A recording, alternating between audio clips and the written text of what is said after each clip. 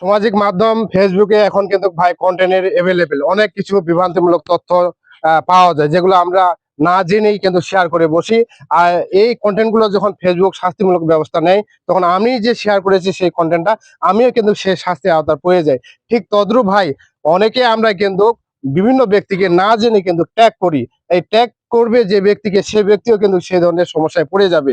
অর্থাৎ তার কন্টেন্টটা যদি ফেসবুকের গাইডলাইনের মতো না হয়, সে শাস্তির মধ্যে কিন্তু আমিও পড়ে যাব। তো এই সমস্যা থেকে পরিত্রাণ পাওয়ার জন্য আপনারা আমার এই স্ক্রিনের নিচে দেখুন, আজকের মধ্যে এই সমস্যাটা সমাধান করে নিন। তো এই জন্য আপনারা চলে যাবেন ফেসবুকের অফিসিয়াল অ্যাপে।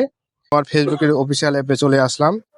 আসার পর এই যে শেষে যে দেখা যাচ্ছে থ্রি ডটে চলে আসলাম। নিচে দেখবেন যে গিয়ার অপশনটা আছে, এই গিয়ার অপশনে গিয়ে ক্লিক করলাম।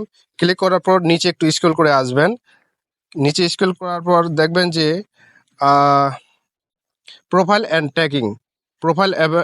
ট্যাগিং এই অপশনে ক্লিক করে নেবেন। ক্লিক করার পর নিচে যে দুইটা অপশন আসবে, who can see post your tags in on your profile, এটা এভরিওয়ান করা থাকলে আপনারা অনলিমি করে দিবেন। আর আরেকটা অপশন, সেটা হলো when you are tag in a post, এই অপশনটা থাকলে অনলিমি ফ্রেন্ডস থাকবে, আপনারা অনলিমি করে দিবেন।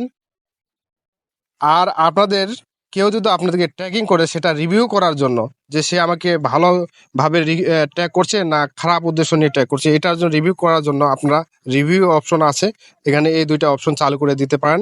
অর্থাৎ কেউ আপনাকে যদি ট্যাগিংও করে, আপনি যদি পরবর্তীতে আপনার ওয়ালে সেটা প্রকাশ করতে চান, তাহলে করতে পারবেন। তো এই দুইটা অপশন আমি চাই আপনারা চালু করে রাখবেন, এটা আপনাদের ব্যক্তিগত ব্যাপার, আবার বন্ধ করে রাখতে পারবেন। তো এই ভিডিওটা কেমন লাগলো অবশ্যই জানিয়ে দিবেন কমেন্ট বক্সে। আজকে এই পর্যন্তই।